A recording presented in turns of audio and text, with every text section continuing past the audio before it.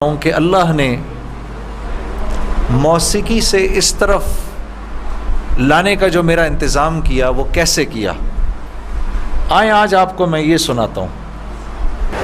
آپ یقین کریں گے کہ یہی دن تھے، بالکل جولائی کی شدید گرمیاں تھیں۔ پنجاب میں تو جولائی میں تھوڑا موسم تھوڑا سا قدرے بہتر ہو جاتا ہے، کراچی میں جولائی میں حبس بڑھ جاتا ہے اور بہت بڑھ جاتا ہے۔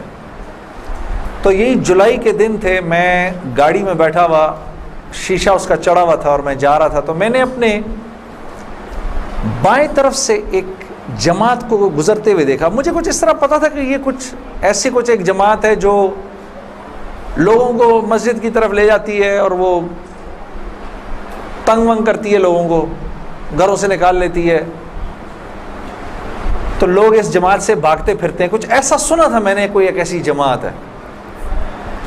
تو میرے دل میں یہ خیال آیا کہ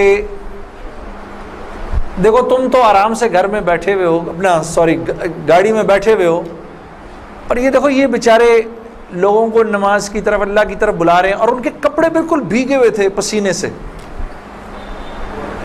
اور تم ان کے بارے میں غلط سوچ رہے ہو، ایسا نہ ہو کہ آگے جا کے تمہاری گاڑی وجے کہیں۔ تو اپنی گاڑی کو بچانے کے چکر میں نے وہاں سے یو ٹرن مارا، اور یو ٹرن مار کے میں واپس لایا، اور واپس لا کے میں نے گاڑی کو یہ جماعت کے کچھ جو ساتھی تھے ان کے آگے روک لیا۔ روک کے میں گاڑی سے اتر کے میں جو جماعت کا جو سب سے آگے جو تھے بزرگ تھے، میں ان کے پاس گیا اور میں نے جا کے ان سے ایسے ہاتھ ملا کر میں نے کہا جی آپ بڑا اچھا کام کریں، میرے لیے بھی دعا کریں، ایسے ہی کہہ دیا میں نے۔ تو انہوں نے میرا ہاتھ پکڑ لیا اور مجھے کہنے لگے میں آپ کے لیے ضرور دعا کروں گا۔ اب مجھے کیا پتا کہ گشت پر نکلا ہوا ہو کوئی، اور وہ گشت پہ نکلا ہوا آدمی دعا کرے، یہ کیسے ہو سکتا ہے؟ اللہ قبول نہ کرے۔ ہو سکتا ہے اس اللہ کے ولی نے میرے لیے دعا کر دی ہو۔ اب آپ لوگ اللہ کا نظام دیکھیں میری بہنوں اور میرے بھائیوں، بہت عجیب بات ہے۔ اس جماعت میں ایک جو لڑکے تھے ان میں سے ایک نے اپنی مسجد میں جا کر بتایا کہ تمہیں پتہ ہے آج ہمیں روکا کس نے؟ تو انہوں نے کہا بھائی کس نے روکا؟ کہا وہ سنگر نہیں ہے جنید جمشید، اس نے آج، یہ لوگ مقامی گشت کر رہے تھے، اس نے گشت کے دوران ہمیں روک لیا، اس نے ہم سے ایسے کہا بھائی ہمارے لیے دعا کرنا۔ اور جس مسجد میں اس نے یہ بات کہی، اس مسجد میں ایک نمازی تھا جو تبلیغ میں لگ چکا تھا، وہ 16 سال پہلے میرے ساتھ سکول پڑھتا تھا۔ اللہ کا نظام دیکھیں، 16 سال پہلے میرے ساتھ سکول میں پڑھتا تھا، تبلیغ میں لگ چکا تھا۔ اس نے کہا کس نے روکا تمہیں؟ کہا وہ نہیں ہے، وہ سنگر جنید جمشید، اس نے روکا ہمیں۔ اس نے کہا اچھا میں ٹھیک ہے۔ اب میرے اس دوست نے مجھے ڈھونڈنا شروع کیا۔ ہاں بچوں آپ لوگ آگے آ جاؤ، ادھر قالین پر آ جاؤ، ادھر آ جاؤ، آؤ میرے بھائی آگے آ جاؤ، ادھر قالین پر بیٹھ جاؤ، میرے لیے تو یہ کافی ہے، یہ قالین تمہارا ہی ہے، بیٹھو ادھر آ کے بیٹھ جاؤ، لیکن بات نہیں کرنی اور یہ نہیں کرنا، آپ نے انکل کی بات سننی ہے، ٹھیک ہے، یہ نہیں کرو تھوڑی دیر کے لیے، کیونکہ اگر یہ کرتے رہو گے پھر بیٹا سمجھ ہی نہیں آئے گی ہم نے کیا بات کی، ٹھیک ہے۔ 2 منٹ کے لیے شیطانی ہتھ کنڈے سے جان چھڑا لو۔ ہاں اچھا، تو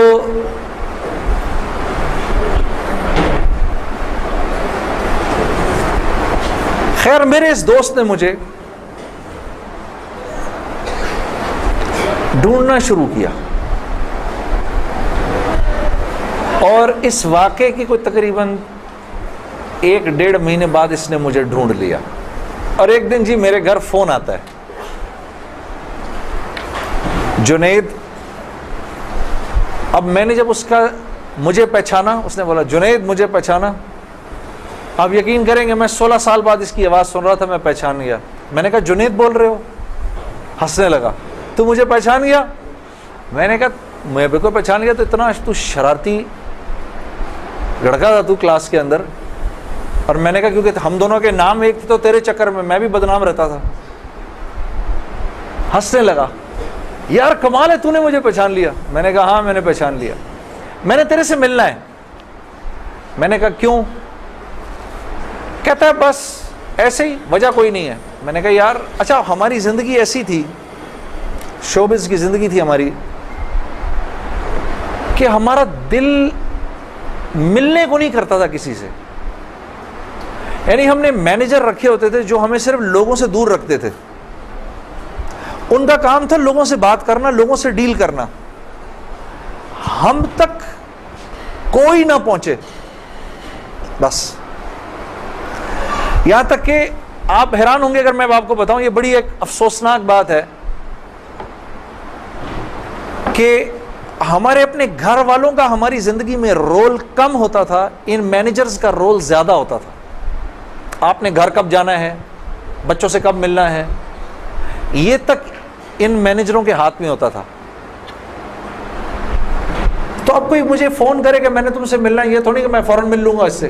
اب پتہ نہیں اللہ جانے اس نے کیوں ملنا ہے، میرا وقت ضائع کرے گا کیا ہے. تو میں نے جنید غنی سے کہا کہ یار بغیر وجہ کے کیوں ملنا ہے تم نے، بس ایسے ہی. میں نے کہا انشاءاللہ دیکھو پھر چلو اللہ نے کبھی موقع دیا تو ملیں گے. کڑک میں نے فون بند کر دیا. ہمیں تو عادت تھی فون بند کرنے کی. اگلے دن پھر فون آ گیا اس کا. میں نے بولا کیا کام ہے؟ کام کوئی نہیں، ملنا ہے. کیوں؟ یار کوئی وجہ نہیں، مل لیتے ہیں. میں نے کہا یار وقت نہیں ہے، فون پہ بات کر لو. نہیں فون پہ کام کوئی نہیں ہے. کڑک فون پر. ایک دفعہ ہوا، دو دفعہ، اب اس کا میں ہیلو سنتا تھا فون بند کر دیتا تھا. یہ سلسلہ 1-2 مہینے تک چلتا رہا، یہاں تک کہ جنید غنی کو میرے گھر کے نوکروں کے نام یاد ہو گئے، فون اٹھانے والوں کے نام یاد ہو گئے، سب کچھ یاد ہو گیا. اس کو سب پتا ہوتا تھا میں کب پاکستان میں ہوں، کب نہیں ہوں، کب کہاں ہوں، سب. ایک دن اس کا فون آیا تو جب میں نے فون رکھنے لگا مجھ سے کہتا دیکھ میں تجھے اللہ کا واسطہ دیتا ہوں، میری 1 منٹ کی بات سن لے. میں نے بولا بولو. میں ابھی عمرہ کر کے آیا ہوں تو میں مدینے اور مکے کی کھجوریں اور زمزم اور یہ کچھ چیزیں لے کر آیا ہوں، یہ لے لے میرے سے، پھر اس کے بعد میں چلا جاؤں گا. کتنی دیر کے لیے آؤ گے تم؟ 5 منٹ کے لیے. میں نے کہا ہاں 5 منٹ. جنید غنی یاد رکھنا 5 منٹ. 5 منٹ. دوپہر کو مجھے یاد ہے 3:30 بجے ابھی تک پلاننگ ہوئی. جنید غنی صاحب آئے. اب میں نے جب جنید غنی کو دیکھا تو میرا تو دماغ ہی چکرا گیا. کیا دیکھتا ہوں، سفید لباس جیسے مولوی صاحب نے پہنا ہوا ہے، سر پہ پگڑی، اتنی بڑی داڑھی، اوپر واسکٹ پہنی ہوئی اس نے، پائنچے اس کے اوپر. میں نے کہا جنید غنی یہ تجھے کیا ہو گیا؟ کہتا ہے مجھے کیا ہو گیا؟ میں کیا کہوں تجھے کیا ہو گیا؟ میں نے کہا یہ تیرا حال تیرے جیسا شیطان، یہ اتنا بڑا بزرگ بنا ہوا، آؤ بیٹھو میرے پاس. آیا میرے پاس بیٹھا. اس نے مجھے کھجوریں دیں، زمزم دی، جانماز دی، اور پورے 5 منٹ میں کہتا ہے میرے 5 منٹ پورے ہوئے، اب میں چلتا ہوں. میں نے کہا نہیں، اب بیٹھ جاؤ، بیٹھ جاؤ، مجھے بتاؤ یہ سب کیا ہے. پھر مجھے کہنے لگا چل چھوڑ اس کو یار، اسکول کی بات کرتے ہیں. میں نے کہا اسکول چھوڑو، مجھے بتاؤ یہ کیا ہے، یہ کنہوں نے تمہارا حال کیا؟ یہ مجھ سے کہنے لگا مل لو ان سے. میں نے کہا ہاں میں نے ان سے ملنا ہے، میں نے ان سے ملنا ہے. آپ سوچو کوئی آدمی تبلیغ والوں کے چنگل میں پھنس جائے، ہاں. تو مجھ سے کہتا ہے کل سے ہمارا اجتماع شروع ہو رہا ہے، میرے ساتھ اجتماع پر چلو. میں نے کہا میں چلوں گا. تو میں کل تمہیں پک کرنے آؤں گا، صبح کے وقت پک کرنے آؤں گا. آپ یقین کرو 5 منٹ کے لیے آیا تھا، 3.5 گھنٹے میں نے بٹھا کے رکھا اس کو اپنے پاس. میں اس سے باتیں سنتا رہا، جنید غنی کیا، پھر کیا ہوا، پھر کیا ہوا، پھر کیا ہوا، کیا ہوا، کیا ہوا. آخر میں نے کہا میں تمہارے ساتھ اجتماع پر چلوں گا. خیر جی میں تیار ہو گیا. میں نے اپنی نئی صاف ستھری جینز نکالی، اپنی میں نے ٹی شرٹ نکالی، لمبے لمبے میرے بال تھے. ہاں میں تیار ہو گیا جس طرح میرا خیال تھا بہترین طریقے کا تیار ہونے کا, میں ہو گیا تیار. اب جب میں وہاں پہنچا, اترا, میں نے جا کے اجتماع دیکھا تو میں نے دیکھا کہ ہر آدمی شلوار قمیض میں, ہر آدمی کے سر پہ ٹوپی. تو میں نے جنید غنی سے کہا, جنید غنی سن, یہ مجھے کو مار وار تو نہیں دے گا ادھر ہے, کو میرا کو قتل وتل تو نہیں ہو جائے گا میرا؟ کہتا نہیں, ہم لوگ مارنے والی پارٹی نہیں, ہم لوگ کھلانے والی پارٹی ہیں. میں نے کہا اچھا لے جاؤ مجھے اندر. پھر اب میں اندر جانا شروع ہوا اجتماع گاہ میں, تو میں نے دیکھا کہ لوگ ایک دم اکٹھے ہونا شروع ہو گئے. پیچھے سے مجھے آوازیں آئیں, ارے یار یہ تو جنید جمشید ہے یار. کو دو چار آوازیں آئیں, ابھی یہ ادھر کیا کر رہا ہے؟ تو مجھے یہ بات بری بھی لگی ہلکی سی, کیا مطلب بھائی کہ تم بہت بڑے مسلمان ہو, میں نہیں آ سکتا کیا؟ خیر میں اندر گیا, اندر جا کر بیٹھا تو میں نے دیکھا ایک مجمع سب پہنچ گیا ملنے کے لیے, دیکھنے کے لیے. جو بھی جنید غنی نے مجھے بٹھایا, تم ادھر ہی بیٹھو یہیں پر, اور میں ابھی ایک صاحب کو لے کر آتا ہوں. خیر یہ مجھے بٹھا کر چلا گیا.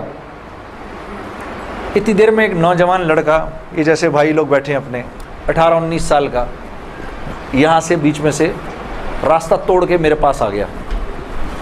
مجھے آ کر کہتا ہے, جنید بھائی نماز پڑھتے ہیں آپ؟ تو میں اس کو ایسے دیکھنا شروع ہو گیا. اب میں نے کہا کیا جواب دوں میں اس کو, ہاں بولوں کہ نہیں بولوں, سچ بولوں کہ جھوٹ بولوں؟ دیکھتا رہا اس کو, دیکھتا رہا, لیکن اندر ہی اندر نا مجھے غصہ آنا شروع ہو گیا کہ اب یہاں یہ ہوگا, اگلا پوچھے گا آپ قرآن پڑھتے ہیں کہ نہیں پڑھتے ہیں, پھر اگلا پوچھے گا آپ روزے رکھتے ہیں نہیں رکھتے ہیں, آپ نے حج کر لیا. مطلب یہاں اب میری کیا اب یہاں پر کیریکٹر اسیسنیشن ہوگی کیا؟ میں ابھی یہاں پر کیریکٹر اسیسنیشن کروانے آیا ہوں, اپنی کردار کشی کروانے آیا ہوں میں یہاں پر.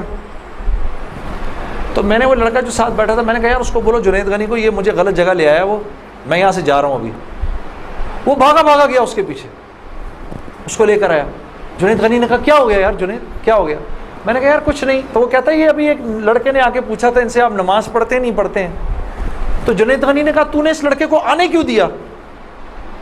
اتنا غصے ہوا وہ اس پہ. میں نے جنید غنی کو ٹھنڈا کیا, میں خود بھی تھوڑا ٹھنڈا ہوا. میں نے کہا یار کیوں ناراض ہوتا ہے؟ وہ لڑکا بات تو صحیح کر رہا تھا نا کہ نماز پڑھنی تو چاہیے مجھے. تو اس نے جو جملہ بولا نا مجھے, وہ مجھے آج تک یاد ہے.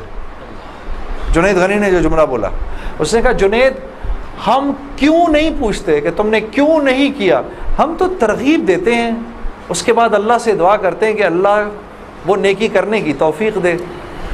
ہاں وہ آج بھی مجھے وہ بات یاد ہے. اللہ پاک یہ مجھے بھی عطا کرے کہ ہم کسی سے یہ نہ کہیں بھائی تم نے کیوں نہیں کیا یہ, بلکہ نیکی کی ترغیب دیں اور پھر اللہ سے رات کو دعا کریں اللہ میرے اس بھائی کو, میری اس بہن کو توفیق دے وہ اس نیکی کو کر سکے. پھر میں نے کہا جنید غنی کو چل چھوڑ یار, میں ادھر ہی بیٹھا ہوں, میں کہیں نہیں جا رہا. اب جنید غنی صاحب نے ایک صاحب کو بلایا, ان کا نام تھا ڈاکٹر بلند اقبال. ابھی جب میں شان رمضان ابھی شان رمضان کر رہا تھا نا, یہ ابھی کچھ پچھلے رمضان میں, تو ڈاکٹر بلند اقبال صاحب بڑے عرصے بعد مجھے ملنے آئے. میں ملا ان سے, بڑی خوشی ہوئی. میں نے ان کو یاد کرایا وہ واقعہ جو میں اب آپ کو سنانے لگا ہوں. تو ڈاکٹر بلند اقبال صاحب میرے سامنے آ کے بیٹھ گئے. اور ڈاکٹر بلند, اب تبلیغ والوں کا بہن میں ذرا سا آپ کو بتاؤں کہ تبلیغ والے نا اب وہ سامنے والے کو جانتے نہیں ہیں, لیکن اس کو اللہ کی دعوت تو دینی ہے. تو آپ پہلے اس سے پوچھتے ہیں بھائی آپ کیسے ہیں, خیریت سے ہیں, آپ کا اسم گرامی کیا ہے؟ اچھا ماشاء اللہ بڑی خوشی ہوئی آپ سے مل کے, یہ میرا نام ہے, بڑا اچھا کیا آپ آئے. پھر باتوں میں پوچھتے ہیں کہ آپ کیا کرتے ہیں. تو میرے سے بھی انہوں نے پوچھ لیا, تو جنید صاحب آپ کیا کرتے ہیں؟ تو میں چپ کر گیا. اچھا کوئی بات نہیں, آواز آ رہی ہے نا میری؟ ٹھیک ہے, اللہ آپ لوگوں کو خوش رکھے. جی میرے سے پوچھنے لگے جنید صاحب آپ کیا کرتے ہیں. اب میں اس کی شکل دیکھنا شروع ہو گیا. میں نے کہا ابھی تک تو جی اچھا ہو رہی ہے اس کی ریکارڈنگ. اچھا چلو آپس میں بات نہیں, میرے سے سن لو, آپس میں بات نہ کریں. تو میرے سے نا, اب میں ان کی شکل دیکھوں, میں نے کہا اب تک مار نہیں پڑی تو اب پڑے گی. اب جو میں نے بتایا نا میں کیا کرتا ہوں, تو میرے چہرے کے بدلتے ایکسپریشنز دیکھ کے نا جنید غنی نے ان سے کہا, ارے ڈاکٹر صاحب آپ اس کو نہیں پہچانتے, یہ وہ ہے نا جس نے دل دل پاکستان گایا ہے. ڈاکٹر صاحب کہتے ہیں ارے واہ واہ واہ واہ واہ واہ واہ واہ, مسلمان کی تو شان ہی یہی ہے, جس کام کو کرتے ہے آگے بڑھ جاتا ہے. میں نے کہا یہ آدمی ٹھیک آدمی ہے,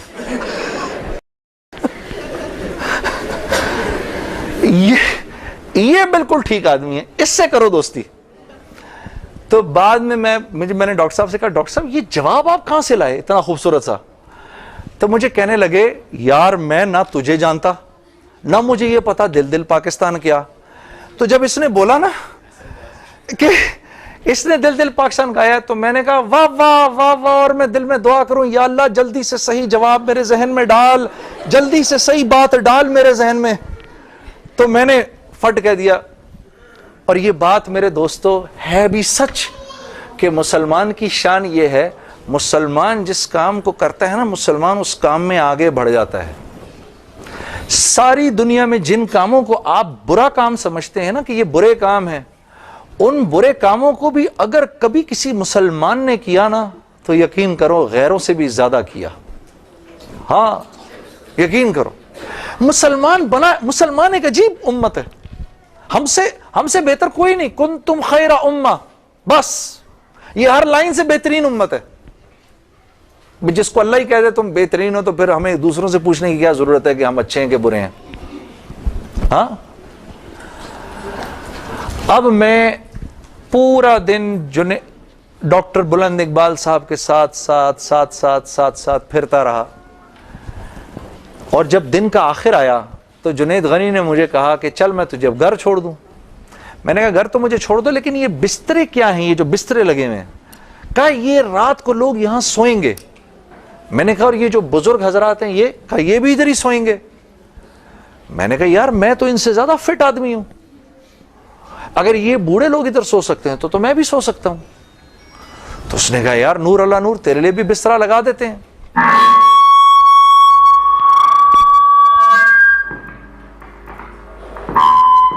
جی اب ٹھیک ہے. تو مجھے کہنے لگا تیرے لیے بھی بسترا لگا دیتے ہیں. میں بھی سو گیا ادھر ہی اس رات کو. وہ شاید زندگی کی پہلی دفعہ زندگی میں رات کو تہجد کی نماز پڑھی, اٹھا دیا اس نے بیچ میں. تو ایک دن گزرا, دوسرا دن گزرا, تیسرے دن مولوی طارق جمیل صاحب کا بیان تھا. اب مجھے تو نہیں پتا یہ کون ہے. ہاں جب مولوی صاحب نے بیان کیا تو میں نے جنید غنی سے کہا یار بڑے اچھے اچھے بیان تھے یہ سارے تیرے بزرگ, یہ کون آدمی ہے؟ کہنے لگا یار یہ ہیں ہمارے ایک مولانا. میں نے کہا یار میں نے ان سے ملنا ہے. کہتا یار ان سے نہیں مل سکتا کوئی. میں نے کہا بھائی میں اس ملک کے صدر سے بھی مل سکتا ہوں اور اس ملک کے پرائم منسٹر سے بھی مل سکتا ہوں, یہ مولوی سے ملنا کیا مشکل ہے؟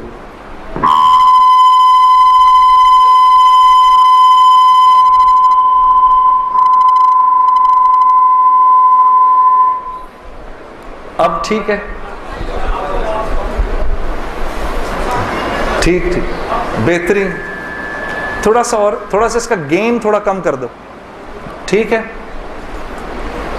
ان میں سے زیادہ تر لوگوں کو نہیں پتا کہ اس مائک سے میرا تعلق جو ہے وہ ان ساروں کی عمروں سے بھی پرانا ہے. اچھا اب ٹھیک ہے, اب ٹھیک. آپ لوگوں کو پیچھے آواز آ رہی ہے؟ بس. تو خیر میں نے اس کو کہا مجھے ملنا ہے, ہر صورت میں ملنا ہے. کہنے لگا یار کس طرح کریں گے, چل میں تجھے لے کے چلتا ہوں. خیر جی ہم پورے مجمع میں سے نکلے دونوں, کرتے وہ پیچھے حضرات کے ٹینٹس لگے ہوئے تھے, کرنگی میں ہوا تھا یہ کراچی کا اجتماع. میں اور یہ بات کر رہا ہوں 1997 سپٹمبر 1997 3 سپٹمبر مجھے ابھی تک یاد ہے, میری سالگرہ تھی 3 سپٹمبر 1997. عمر بھی بتا دوں میری کیا ہو گئی تھی, معلوم ہے سب آپ کو, سب کو پتہ چلے گا. 50 سال کا تو ہو ہی گیا ہوں نا میں. اب کیا ڈرنا, جو 50 سال کا بندہ ہو جائے وہ کیا عمر چھپایا اپنے. خیر, تو میں جب ادھر پہنچا تو وہاں پر ایک لڑکا ایسے ڈنڈا لے کر کھڑا ہوا مولوی صاحب کے کمرے کے باہر. تو مجھے دیکھ کر وہ مسکرانے لگا, جنید بھائی آپ ادھر کیا کر رہے ہیں؟ اب مجھے 3 دن تو گزر گئے تھے. میں نے کہا کیوں بھائی, میں کیوں نہیں آ سکتا ادھر, تو بڑا مسلمان ہے میرے سے. ہنسنے لگا, نہیں نہیں نہیں, وہ میں نہیں کہہ رہا, میں آپ کو دیکھ کے تھوڑا حیران ہو گیا, کیا کام ہے؟ میں آپ کا بڑا فین ہوں. میں نے کہا اچھا. تو میں نے کہا کہ مجھے یہ جو تھے نا مولانا طارق جمیل, ان سے ملنا ہے. کہ یار جنید بھائی ان سے تو ملنے کی کسی کو اجازت نہیں ہے. میں نے کہا تم جا کر بتاؤ تو صحیح کہ میں نے ملنا ہے. اچھا میں کچھ کرتا ہوں. خیر وہ اندر گیا, اس نے اندر جا کر کہا کہ آپ آئیں اندر. تو میرا دوست جنید غنی مجھے لے گیا. آپ یقین کرو میں نے مولوی طارق جمیل صاحب کو زندگی میں کبھی اکیلے بیٹھے نہیں دیکھا. وہ اللہ نے شاید اس دن ملوانا تھا یا بات کروانی تھی, اکیلے بیٹھے ہوئے تھے خیمے میں اپنے. جنید غنی نے جا کر اندر کہا مولانا میرا ایک دوست ہے جنید جمشید, وہ آپ سے ملنا چاہتا ہے. مولانا نے کہا کون جنید جمشید؟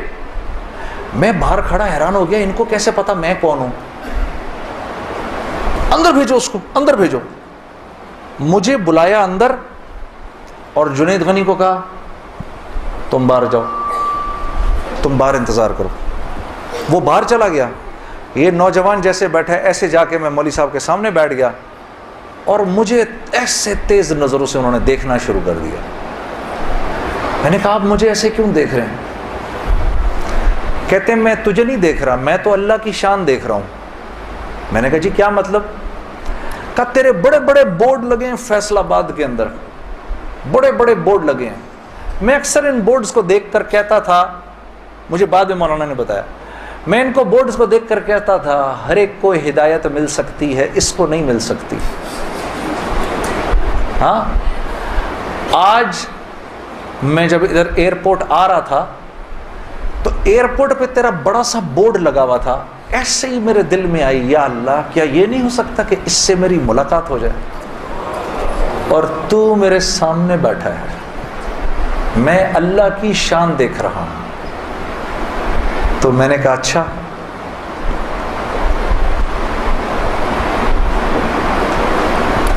کہنے لگے دل دل پاکستان تو نے گایا ہے؟ میں نے کہا جی. میں نے کہا آپ نے سنا ہے؟ کہا نہیں سنا تو نہیں, بسوں کے پیچھے لکھا دیکھا ہے. میں نے کہا چلو یہ کسی یوں پہنچا نہ پہنچا, آئے تو صحیح برسر الزام ہی آئے. ہاں ہوٹوں پہ کبھی ان کے میرا نام ہی آئے, آئے تو صحیح برسر الزام ہی آئے. میں نے کہا چلو یوں نہیں تو یوں سے, تعارف یوں نہیں ہوا تو یوں ہو گیا, بسوں کے پیچھے تو لکھا دیکھ لیا. کوئی نہیں کوئی نہیں, ادھر سنو. اور یہ ہمارے ملک کی سوغات ہے, اس پہ گھبرانا نہیں چاہیے یار. یہ ایسے ہو جاتے ہیں ہائے یہ کیا, ارے یار کیا ہو گیا, بجلی چلی گئی نا, آ گئی. یہ تو ہمارے ملک کی سوغات ہے, اس پہ گھبرانا نہیں چاہیے. ہاں اس پہ اس لیے نہیں گھبراؤ, آپ نہیں گھبراؤ گے نا تو غیر بھی نہیں گھبرائیں گے. جب آپ گھبرا جاتے تو غیر بھی کہتے ہیں ہاں یار کوئی عجیب سی بات ہو گئی ہے. تو ہاں ان کو بھی بولو یوز ٹو ہو جاؤ بھائی, ہم لوگ مل بانٹ کے کھانے والے ہیں, کبھی آپ کے گھر نہیں تو کبھی ان کے گھر نہیں. ہاں کبھی میرے گھر تو کبھی آپ کے گھر, تو اس پہ گھبرانا نہیں چاہیے. خیر تو میں نے مولوی صاحب سے کہا مولانا میرا ایک سوال ہے, ایک پاکستانی نوجوان میری عمر کا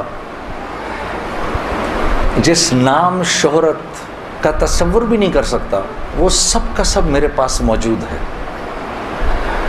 لیکن میں اندر سے خالی ہوں۔ لوگ اس بات کو نہیں جانتے، لوگ سمجھتے ہیں کہ میں بہت خوش ہوں، لیکن میں اندر سے بہت پریشان ہوں، بہت اضطراب ہے، اور اس کی وجہ مجھے سمجھ نہیں آتی۔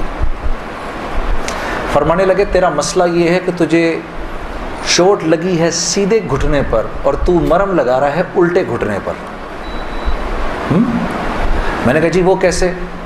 فرمانے لگے دیکھو اللہ نے انسان کو دو چیزوں سے بنایا ہے، ایک مٹی سے بنایا ہے، ایک جسم سے بنایا ہے جو کہ مٹی کا بنا ہوا ہے، اور ایک روح ہے جو اللہ کا امر ہے، ٹھیک؟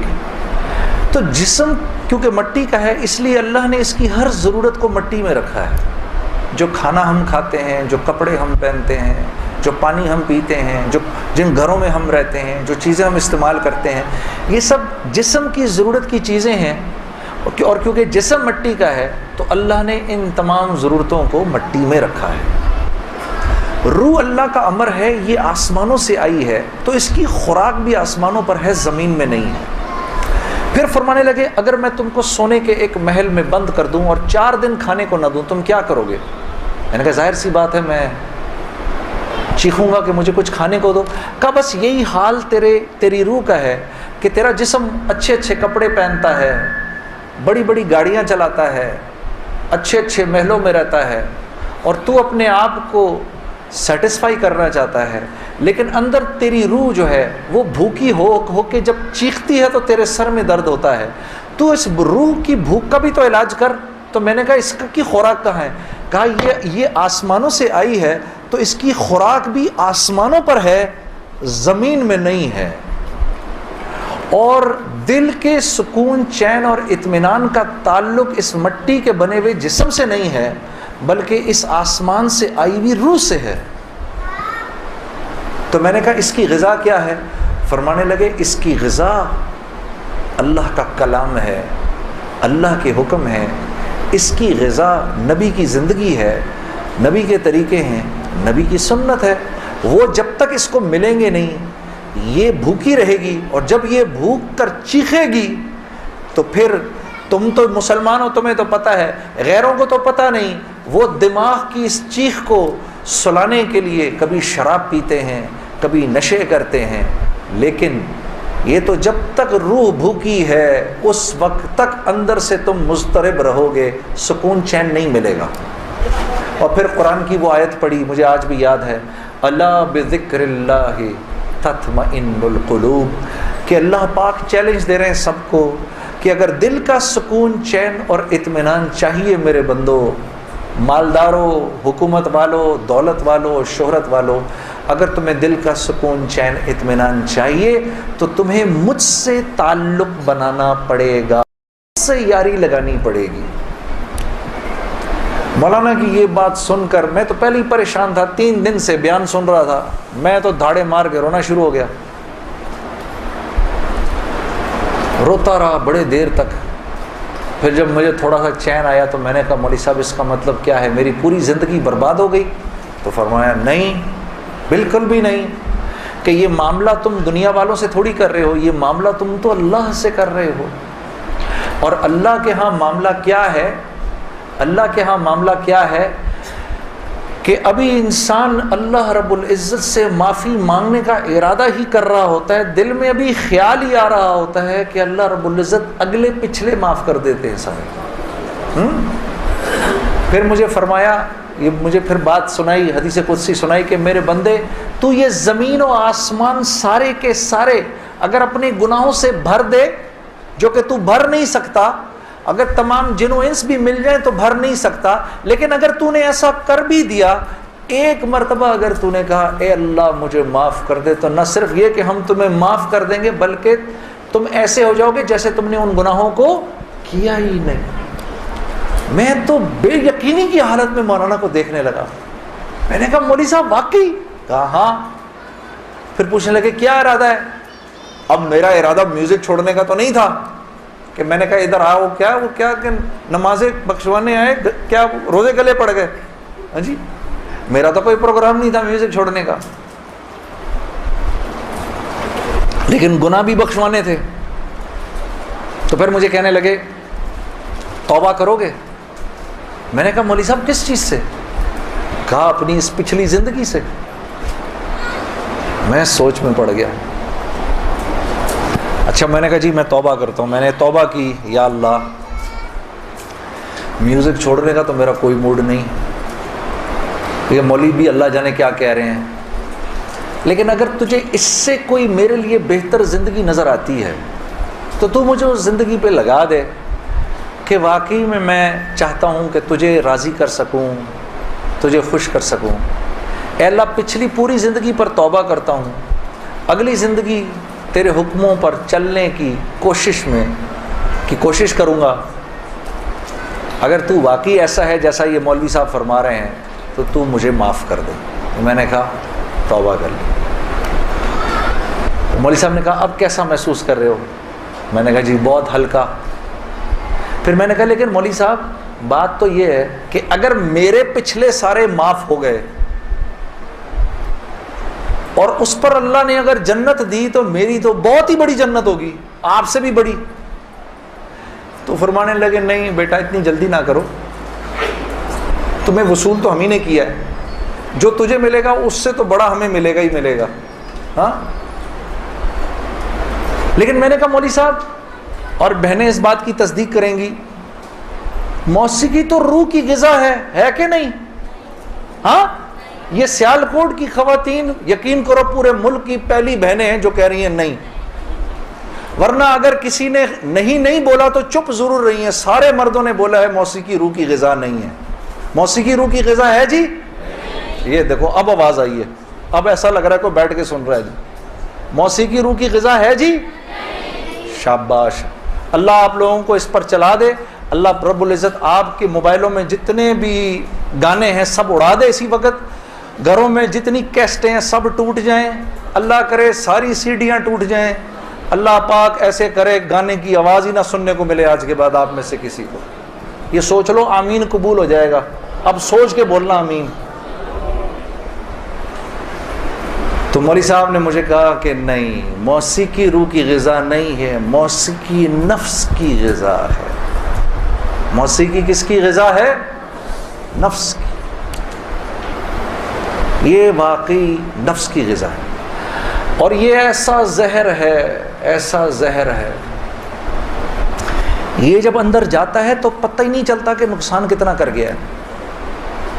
ٹرائی نہ کرنا، لیکن آپ کہیں جا کر اللہ کی بات سنیں، اس کے بعد جا کر 5 منٹ کا گانا سنیں، ساری صفائی ہو جائے گی، سب اندر ساری صفائی ہو جائے گی۔ میں یہ نہیں کہ بعد میں مجھ سے لوگ پوچھتے ہیں حلال ہے حرام ہے، اس کے لیے تو یہ مولوی بیٹھے ہوئے ہیں نا، ان سے پوچھو۔ میں آپ کو وہ بتا رہا ہوں جو ہوتا ہے،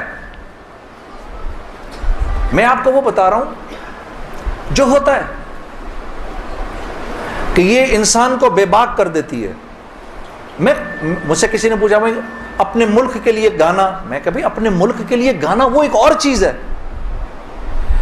میں ان گانوں کی بات کر رہا ہوں جن کو عام طور پہ لوگ سن رہے ہوتے ہیں بازاروں میں، ہاں، اور پھر کہتے ہیں اس کے سننے میں کیا ہے۔ ارے یار میں کیا بتاؤں آپ کو کیا ہے، خدا کی قسم اگر وہ زندگی اس زندگی سے بہتر ہوتی مجھے کیا تکلیف تھی۔ مجھے ایک ساتھی کہنے لگا اب تو آپ کے لیے اس زندگی کی طرف جانا بڑا مشکل ہے۔ میں نے کہا کوئی مشکل نہیں، گلا تو وہیں کا وہیں ہے، گا سکتے ہیں، لیکن اب اس زندگی کی طرف جانے سے بہتر لگتا ہے کہ میں آگ میں چھلانگ مار دوں، کہ وہ اس قدر خطرناک زندگی، وہ اتنی ایک، یقین کرو پوری، صرف گانا نہیں ہوتا، وہ ایک پوری زندگی ہے، وہ ایک پوری زندگی کا نام، جیسے یہ ایک پوری زندگی کا نام ہے نا، صرف دعوت کے 2 بول نہیں ہیں۔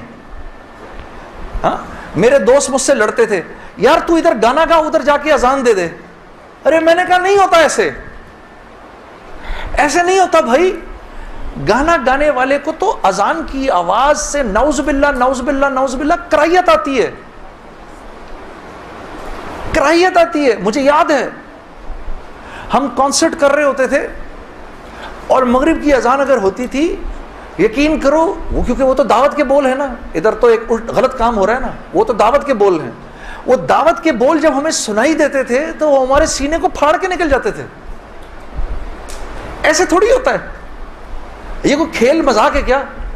یا یہ کوئی ٹی وی کا پروگرام ہے کہ جس میں ایکٹنگ ہو رہی ہے کہ نہیں بھئی ادھر جا کر اذان دے دی، ادھر جا کے گانا گا دی، ادھر جا کے اذان دے دی. ایسے نہیں ہوتا. اور پھر اللہ کے نیکی کے کام کرنے کی تو اللہ کی طرف سے توفیق ملتی ہے میرے دوست.